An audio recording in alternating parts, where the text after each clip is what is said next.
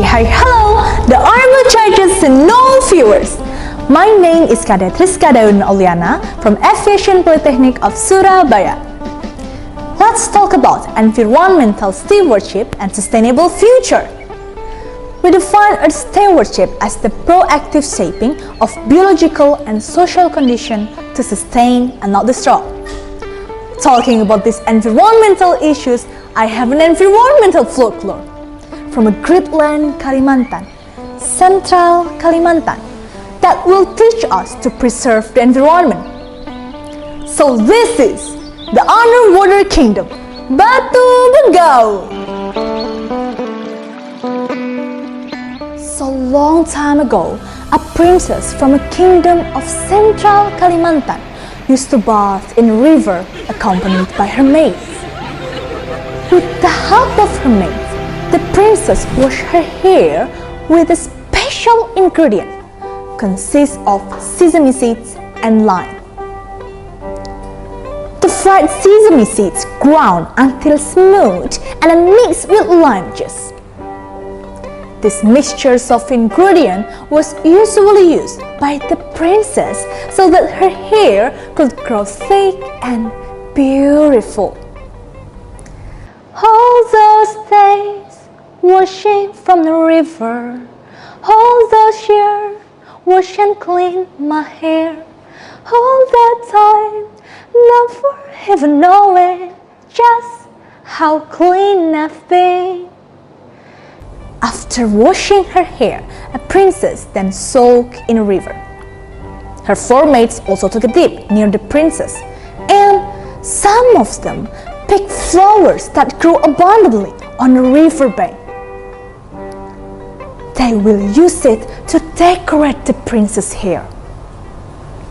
Suddenly, a big wave came, drowned the king's daughter and her four maids. Ah! Help us! They all disappeared. The royal members and residents looked for them, but they couldn't be found either. The king's sadness was indescribable, but then he remembered there was a hermit that was not far from his royal palace. The hermit immediately invited to come to the royal palace to meet the king.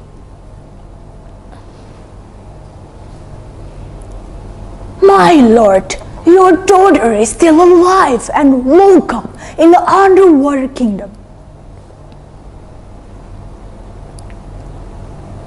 The king, several troops, and hermit then visited the underwater kingdom.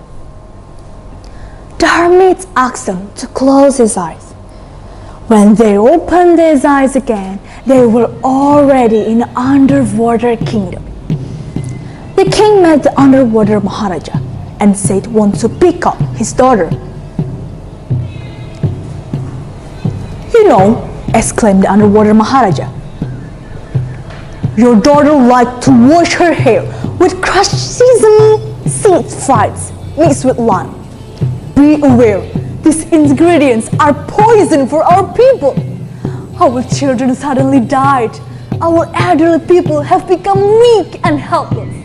She must be bearing the consequence. She does this damage, being sacrificed for her bad deeds to us. Huh! The king was very sad to hear the explanations of the underwater Maharaja. He didn't expect that his only daughter's hobbies would have such a detrimental effect. He looked around and saw the effect.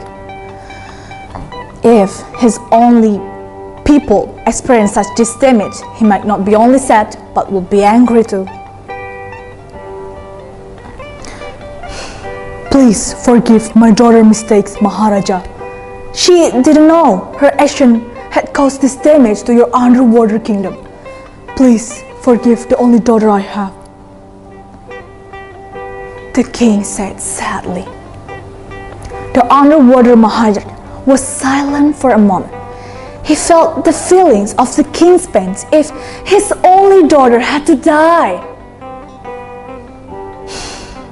Okay, Are you willing to make a deal with me to make your daughters come back to you? The king immediately nodded his head. I'm willing. Very well, said the underwater emperor. First, all of your citizens are prohibited to wash their hair in a river with crushed sesame seeds mixed with lime again. Second, this agreement must continue to our descendants forever. How? Can you accept this agreement? The king firmly said, I'm willing. Then underwater Maharaja ordered his soldier to take the king to where the king's daughter was. The king was surprised to find himself in a goat pen, and he didn't see the princess with her 4 mates. Instead, find 5 goats. Also, the underwater soldiers who had accompanied him had disappeared. Where are my daughters and her 4 mates? And what should we do? Asked the king. The hermit told the king to close his eyes. When he opened his eyes again, the king was already on the riverbank with the hermits, the troops, his only daughter, and her 4 mates, no longer goats. The king was so happy to find his daughter had returned. Later, the king gathered all the people in a royal square and announced the agreement with the underwater Maharaja. He prohibited washing hair in a river with crushed sesame seeds with lime.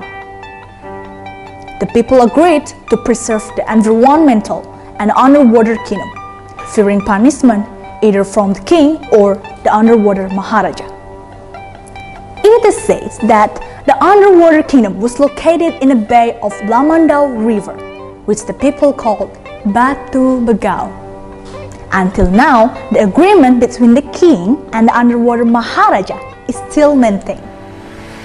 Okay guys, the moral message from this environmental folklore, the legends of BATUBAGAUNG, is that we should preserve the environmental sake of our collective welfare and our future, our children in the future. The myths pick flowers from the riverbank just to decorate the princess' hair. And the princess also used ingredients that make poisons for the underwater kingdom. Remember that environmental damage is not only makes us miserable, but also hurts our descendants. Okay, I'm Rizka Dewi from Aviation Polytechnic of Surabaya. Thank you and have a nice day. Goodbye.